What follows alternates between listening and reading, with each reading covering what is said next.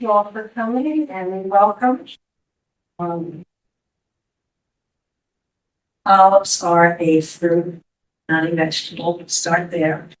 I assembled the notes because I thought if I try to remember all the good things about olive oil, the health and medical aspects, I get it wrong. So they're the facts. But I think we all know that olives and olive oil are good for you. A huge part of the Mediterranean diet. And uh, tasty, healthy, lots of things you can do with them. So my husband and I bought a home in Italy 26 years ago in Umbria. And we made it our permanent home for 20 years. And we still own the home and we still go back and forth to the others, mainly. When we purchased this piece of property, and it is an old farmhouse, it's about 400 years old, farmhouse, which had been restored enough to living conditions. And then we continued over the course of 20 years to renovate and update and love it. And it loved it. It has loved us back. So the land at that time had, I think it was about 50 trees, and they were probably about 20 years old because the previous owners, who were Italian, had planted them. It was unusual to buy a home from an Italian couple, at least in terms of the older homes in the countryside, because generally there wasn't an interest. They liked modern comfort. And these homes were without heat, without plumbing, without electricity. We didn't even have a telephone pole. We waited 4 months. I bought a cell phone to harass the telephone company. How many wrecked telephone poles so we could eventually get a landline to our house. So they weren't eager to take that on for the most part. In our case, it was very unusual. It's a long story, but anyway, they had fallen in love with this as a ruin and bought it and started the work. And we have been continuing it ever since. So 50 trees, my husband probably planted another 10. So we have a total of 60 trees. And I included this little sketch I did of an olive tree because there's a saying in Italy that says you plant olive trees for your grandchildren. And the reason they say that is it takes about 5 years to see your first olives, but it takes a generation or two before you have enough of a production. So we are up to that point now with trees that are now, well, about 50 years old. So, and this was just a quote that I wrote the very first year that we collected our olives. And I think we had, I don't even think we had 100 kilos, maybe 100 pounds of olives, which isn't enough to really do anything with.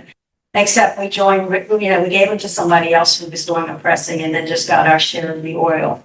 Now we have enough to press everything. So, this is our olive grove in winter, what it looks like. Very typical winter day in Umbria, very misty, very damp. Early winter is tolerable. Deep winter is really hard, even today in the house. We used to pick January to come back to visit our family. Was it so damn? When I say cold, the first year in the house, we moved out in January and rented an apartment in Florence for the month because it was cheaper to rent an apartment than to heat our home. We also didn't have proper winter clothing and stuff for these kinds of winters. So this is what the olive grove looks like in the winter months. A mist just descends every morning and lifts late morning. I don't know much about the Umbria. Is it mountainous? Is it? Yeah. Yeah. Well, we are at about I think 1,400 meters elevation, but, so we are on a hill overlooking the town. Umbria is, and I should have said this for you who are not familiar with the country, is central Italy, the region between Rome and Florence. It is the only landlocked region of the peninsula until you get to the north. So we are not bordered by the sea like all the other regions. But the old stone farmhouses are cold, and even once you manage to install the heat and get them properly heated, it's still, they're hard. We have 3 fireplaces. It's a lot of, you haul a lot of firewood. Plus we have central heat, but in order to keep those costs down, we do the fireplace as well for additional heat. So I just kind of wanted you to see what the olive grove kind of looks like through the seasons. This is pruning time. My husband has pruned these trees for 26 years. They're pruned quite heavily. It's pretty aggressive pruning, and it doesn't hurt the harvest at all. In fact, it helps it. Now, you don't see it so much in this picture, but we may have a better picture. When you prune an olive tree, they say you should prune it to look like a goblet. You know, I know champagne goblets are kind of tall now, but the old-fashioned goblet. So they're pruned to so sunlight can filter through the branches, and enough so birds can also fly through the branches. So they say that. So they look a little naked after pruning, but they come back. So this is early spring? This is spring. Now, my husband now prunes out of season. It drives the Italians crazy. But that's when we're there. And he's got 60 trees to prune, and he's got 6 weeks to do it. So he prunes out of season, but no one, not even our Italian neighbors, can complain, because my husband has created one of the most beautiful olive groves there is. They are so well tended. So this is what it looks like as he's going through the pruning. And we just got back a week ago, and he literally was picking, and after picking one tree, was pruning it and moving through the olive grove that way. It is head-on hard work, but he loves it. How tall are the trees? They're not that tall because about probably 10 years ago, my husband's doctor said, no more ladders, do not get up on ladders. And as that's a good advice for all of us as we age. So he prunes them so that they can be hand-picked without the use of a ladder. Okay, and it makes them actually very beautiful. Yes, so you can see them fleshing out here now after the pruning. Are those just wildflowers you didn't plant? Yes, They're yeah. beautiful. What month is that? I'm going to say it was probably April, maybe May. Yeah. Okay. So people ask us, first of all, can you eat these olives? And the answer is no. These are grown purely for olive oil, this type of olive. You don't want to eat it, at least if it hasn't been cured. You don't want to eat any olive unless it's been cured. If you pick an olive off an olive tree and put it in your mouth, you're going to regret it. Go from green to purple to almost black. So this is, these are now bright, and this is what it looks like. We harvest the end of October, early November, and we try to get back to Italy about mid-October, so we can to start harvesting. So one of the first things you do is you lay nets. Okay, these are huge nets. They, kind of carpet the ground underneath the tree. They catch the olives, so you don't have to hold them in your hand. Do this. When I say they're hand picked, they're literally either picked by hand, or there's a little hand rake for the higher, so you kind of knock them down this way. But they are not mechanically shaken like your bigger commercial groves are. So they're not, which adds, I think, to the quality of the oil, quite frankly. They're handled, the old-fashioned way. Do you pick them all at one time? Like, are all right more or less the same time, unlike some other fruit you have to Yeah. You'll pick some, they'll wait a week, pick some more. There's no waiting. You know, they may be getting a little blacker as you pick, but once they're ready, you pick continuously until you give up. So, and it's hard to predict what the harvest will be because it's very dependent on weather. Last year, we picked about the same amount as this year, which was about 1,000 pounds of olives. The yield was about half last year of what we had this year. The reason being that we had a lot of rain right before the harvest. The olives plumb up, so there's water weight. And when they go through the process of extracting the oil and eliminate the water, we had excellent oil, but not a whole lot of it. So that was a little disappointing because the work's the same. It's the same amount of work. So hard to tell. Our best and worst year was the year we picked over 2,000. We probably will never have that again because we're not going to let it happen. We just can't handle that amount of olives. And we haven't had a year like that. That was, I think, 2018. We had this enormous yield kind of out of nowhere. So all 60 trees are producing and doing well.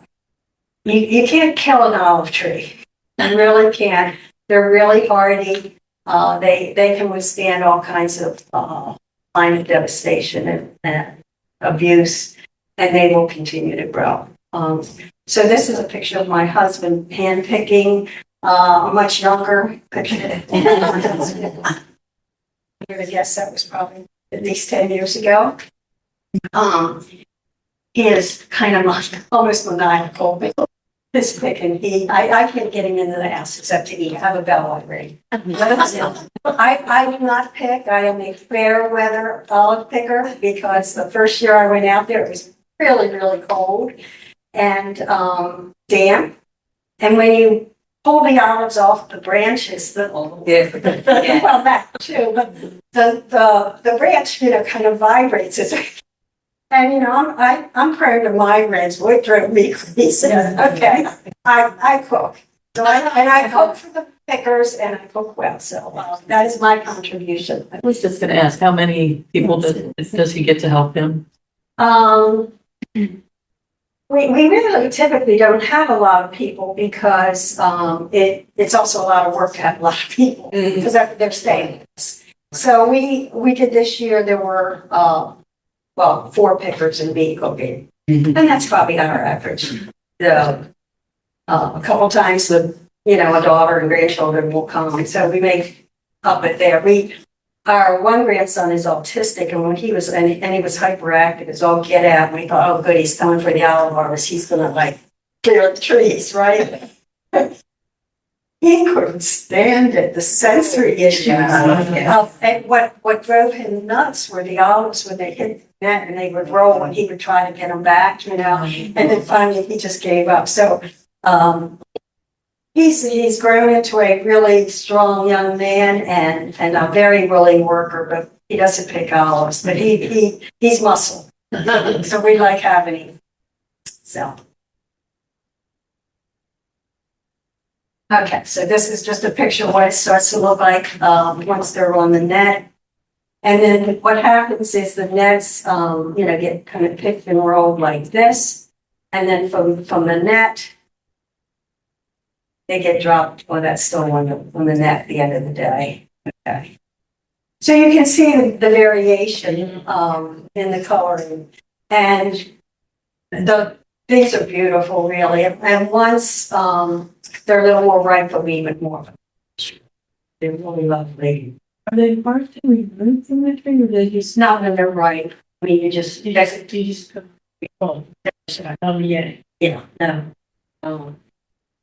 quite easy. And like I said, they're easy enough that a rake, like I said, going over the branch will they'll drop from that. So you're not really tugging at the fruit itself.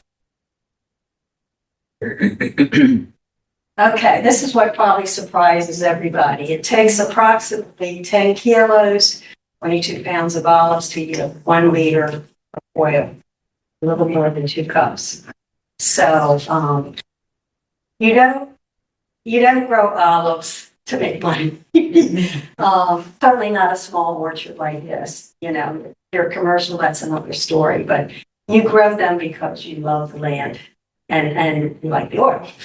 So, but it's more, I think it's more a question of loving the land and everything that it signifies. So these particular types of olives, you don't cure for eating or? No, no, this is all, they chose the type of olive. These are strictly for oil. It's not to say you can't cure them, you can, and we have. But they're particular olives that are grown to be cured. So they're bigger and a better quality. But we have cured these. And we have one recipe where we roast them in the oven and they're really great. You know, you just brush them with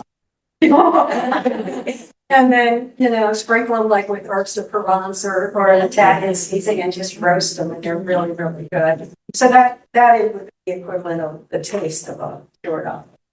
So, there he is, the happy olive picker. That's great. Okay. So we're getting to the point, this is what my front entrance to my house looks like. The crates get stacked up. We try to not take any breaks from the picking because you don't want them to sit in the crates for too long. So, you know, they're taking a 3-day holiday in the middle of olive picking. From here, they go into large bags and then they're transferred into bins to be weighed. So we bag them at home, take them to the press. Now this is, they've been dropped into this large bin here. And from here, they're going to go up this conveyor belt.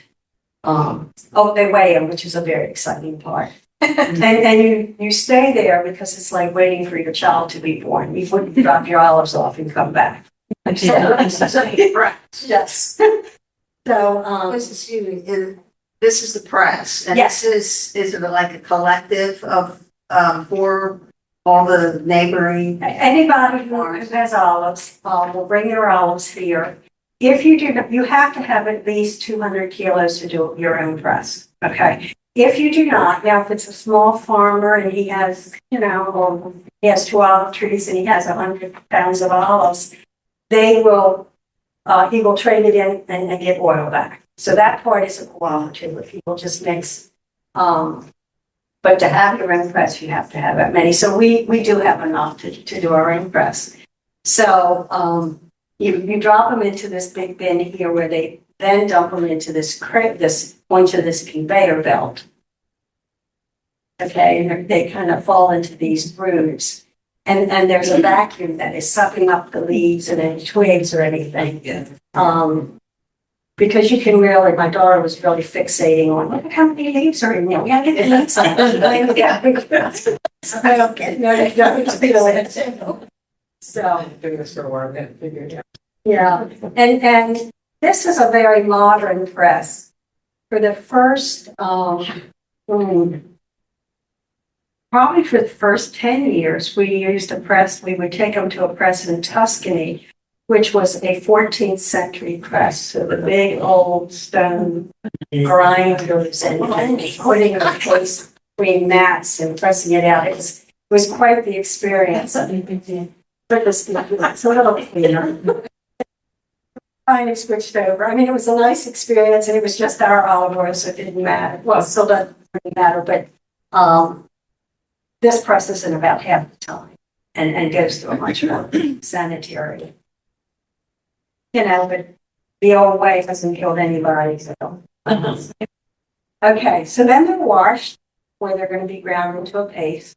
So, you know, they're being sprayed as they go from the vacuum part to being washed. Now they have seeds. Yes. They'll be mashed in the pressing. Okay. And then, so the seed and the skin, I guess you'd say, and the meat, you know, everything is pressed out of that. So that there is just mush left. I mean, yeah. The mush is still good. When they finally get down to what's left, it's nothing. Now, what they do say is, I don't think it's an issue here in the United States, But when you buy olive oil, make sure you're buying, extra virgin, old pressed olive oil. Because if you buy something that just says olive oil, it is the dregs of this process. You do not want to do that. So just a little awesome. So this is the machine that separates the oil from the paste. So the paste now, and I guess I'm kind of missing the in-between machine, but it's been pressed into a paste, and then that paste goes into this machine, which separates. Bin? Is it like a centrifuge? Yeah, there. Very good. So there's the oil as it comes out. Now, when it comes out, it looks pretty golden here, but it's really almost a pea green, like a pea soup. And you think, yuck. But I'm telling you, the oil, like the day that it's pressed, is just buttery and peppery, and it does clarify over time. Doesn't stay that kind of murky green.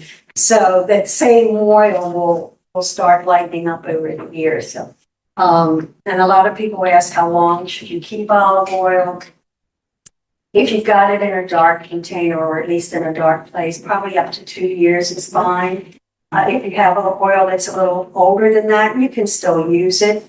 But it's going to pass its peak quality. And you just have to be careful that it hasn't gone rancid, which would be a shame. So, when we give olive oil as gifts, our friends will say, I'm going to get your special meal. I said, no. Right. Yeah, just use it up now. Don't hold it and say, I still have your olive oil. So don't treat it as it's too special. Use it. So this probably is the most exciting moment about the breakfast, when you see your baby coming out. And there it is. So this is a view from our olive grove. So we are kind of high.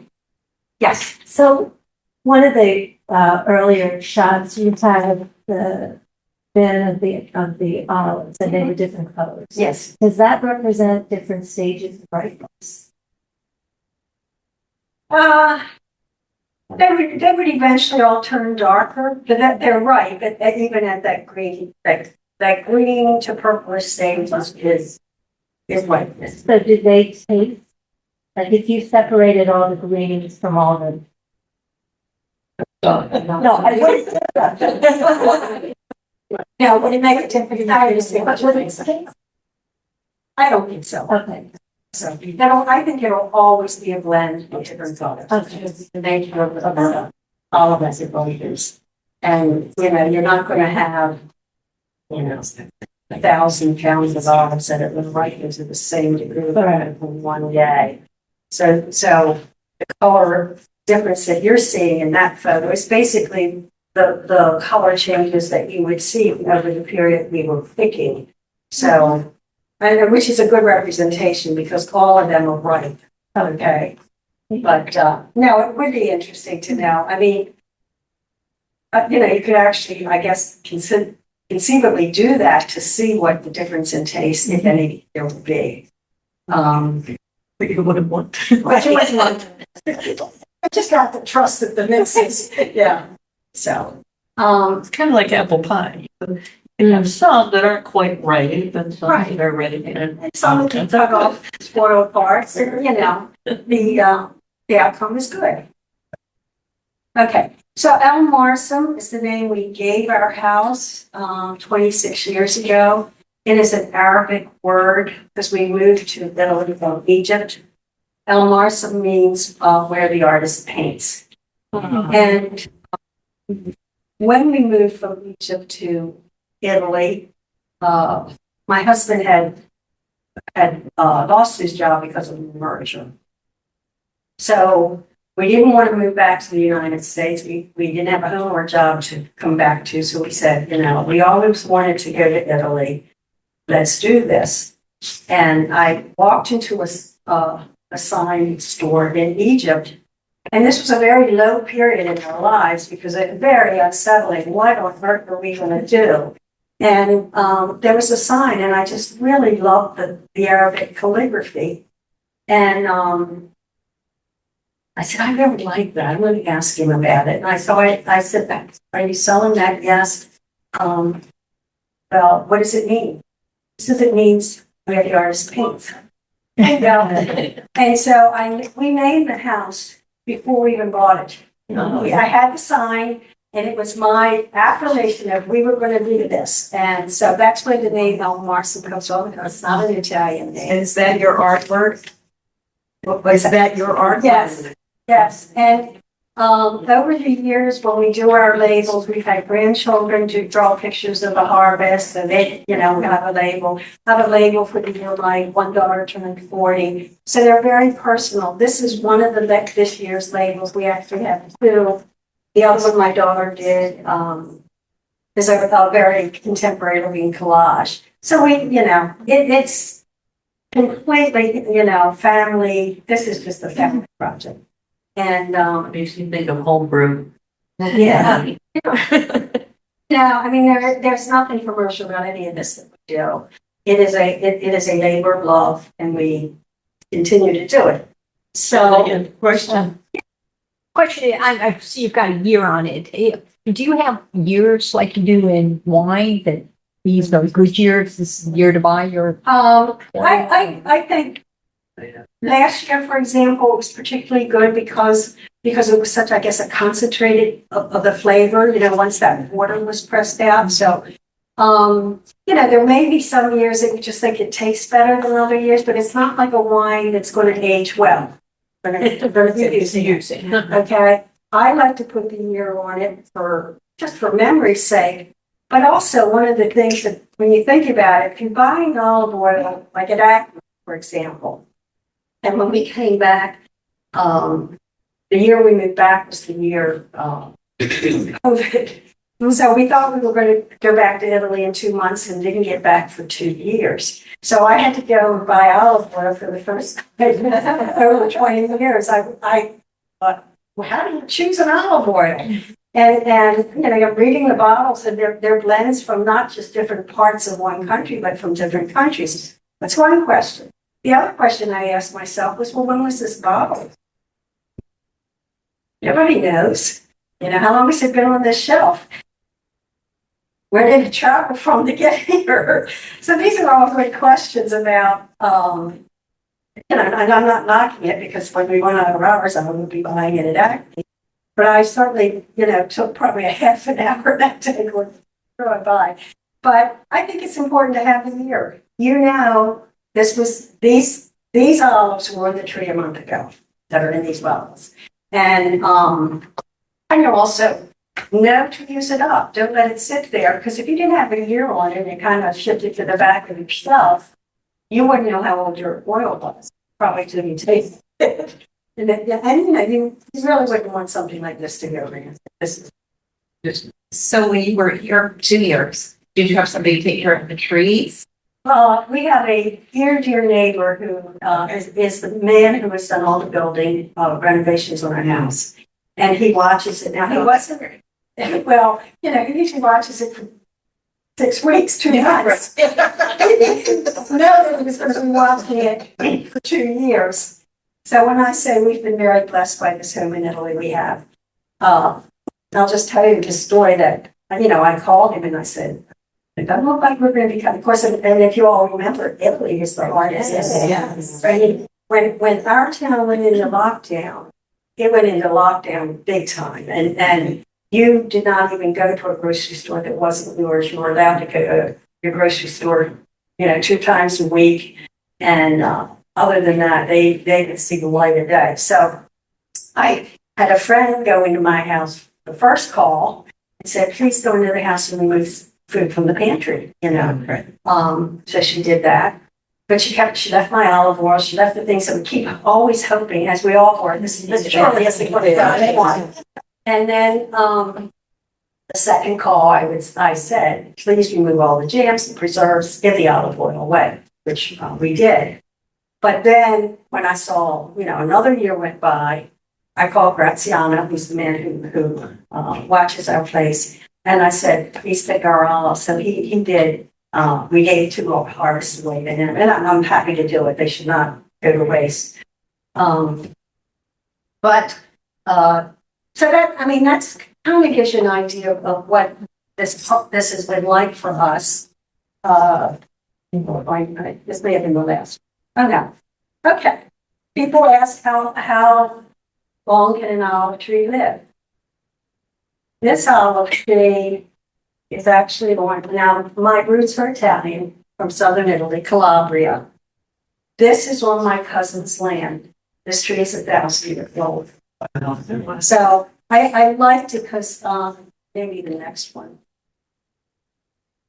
Yeah.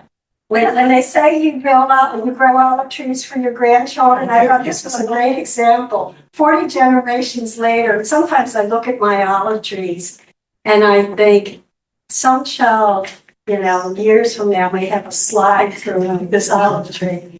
And they're they're not expensive when you buy a new tree. They may be about $20. I'm not sure, in that price range.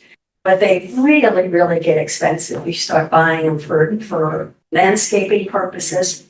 We have a winery down the hill, and they bought, I think, 3 olive trees that are probably 300 or 400 years old apiece, and that they cost thousands of dollars.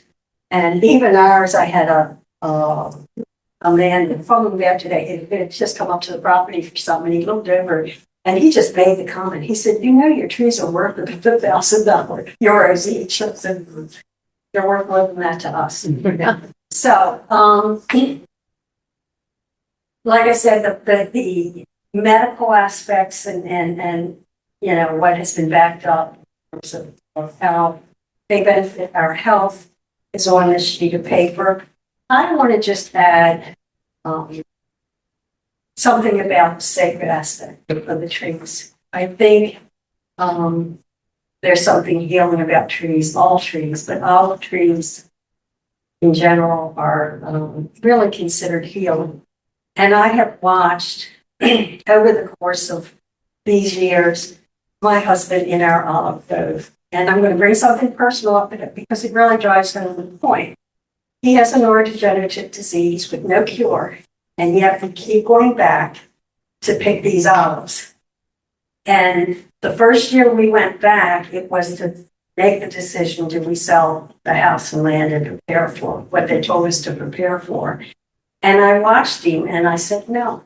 And I said, we're not going to do it. We're going to continue to pick and to say yes to life until we can't.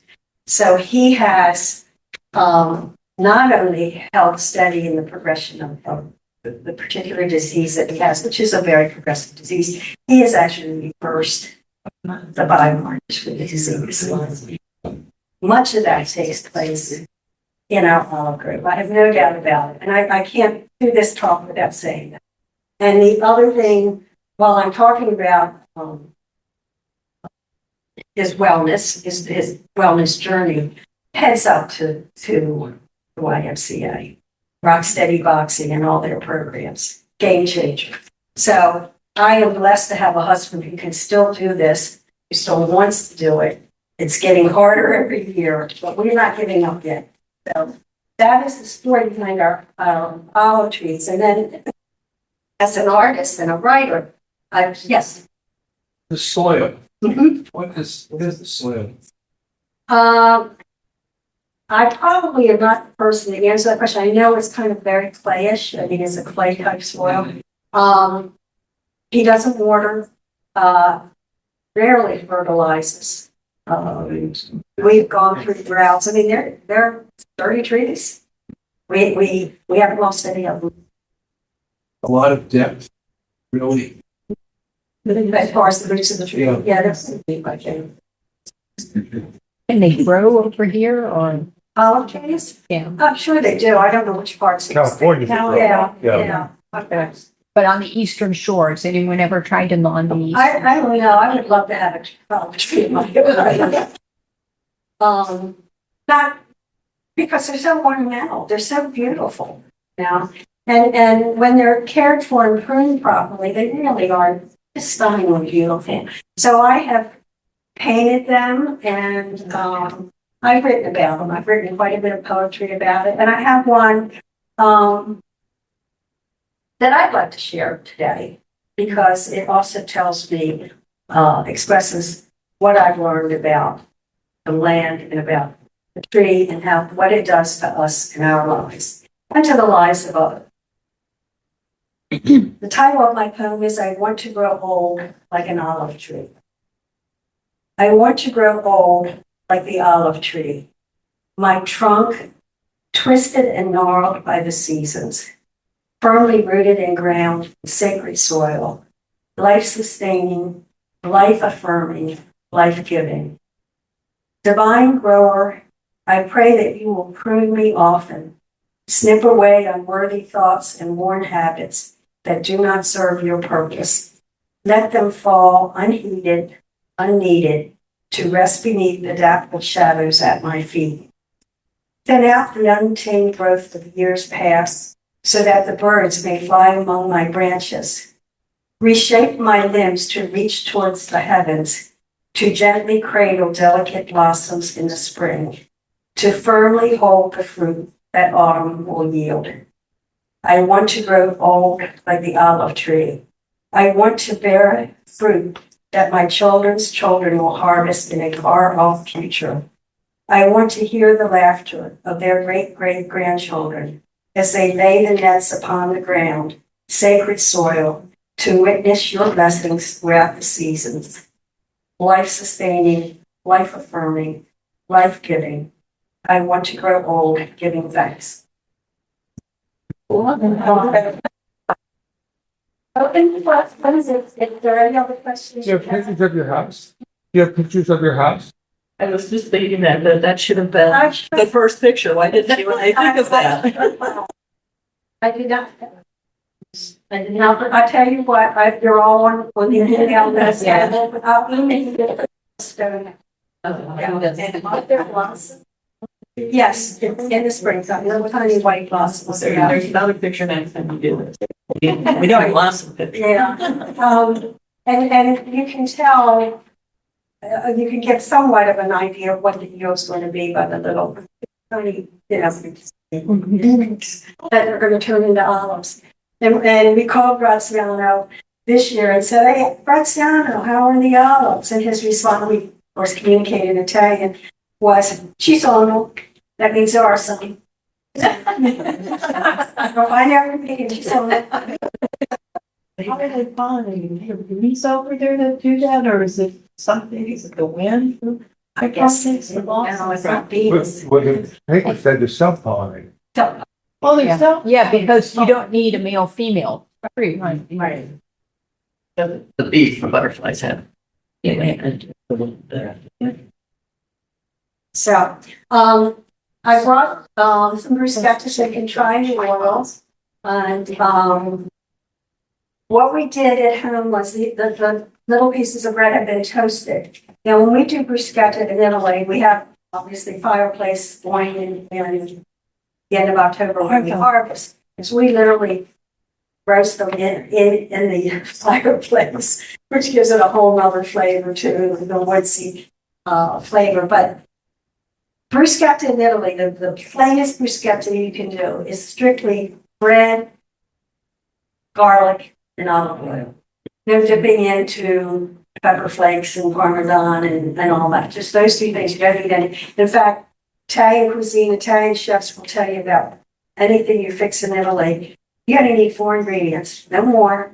4 ingredients. Don't cover up the flavors of what you're using. So the one thing we did at home was this. This is how they do it. Put a clove of garlic while the bread is still warm, which is why we did this part at home. And you just rub it like that when the bread's warm. And then you drizzle your pour out. So we invite you to drizzle. Yes. So I think I know the 3. What's the 4th ingredient? What? That you cook with? What that a chef would say. It depends on what you're making. In other words, don't fuss it up with lunch. Keep the ingredients pure and so you recognize the individual flavors. Yeah. So they've been rubbed with the garlic. You're welcome to help out. I can take one of the first, tell me if anyone wants oil till it runs out. Because what came back to the States because we could fit in our pockets. We've done these little bottles here because they give size bottles, okay? And then this is the largest, that we, if you want some, I can take more of this. Just three. For this size here, if anybody wants these, I did not carry anything else that you have, but I will provide if you want some more. The question, Yeah. One, dual citizenship in order to live in Italy, and then also the other thing is, what is the level where it becomes smoky? If you're like cooking on like a stove top, like, we have numbers in ours, but some people still buy like medium, high, low, you know? I never heat it till it becomes smoky, so I don't know, but I use olive oil for everything. Yeah, for I do as well. I have never had any. Yeah. Yes, well, I never do stove. Said mature trees sell for thousands of dollars, like a winery lot. How do you uproot something like that? We forgot, what do you call that? Tobacco. Yeah. One of those shade trees. That's why it's so expensive, because it's difficult to do without. Yeah. And they're valuable. I mean, they're valuable in terms of what ultimately a mature tree will maybe yield 400 to 500 pounds of olives. You know, so that's a lot. I've noticed that in the grocery store in California, Ranch, extra virgin olive oil, that does have a date on it. Oh, it does. Okay. Good to know. Yeah.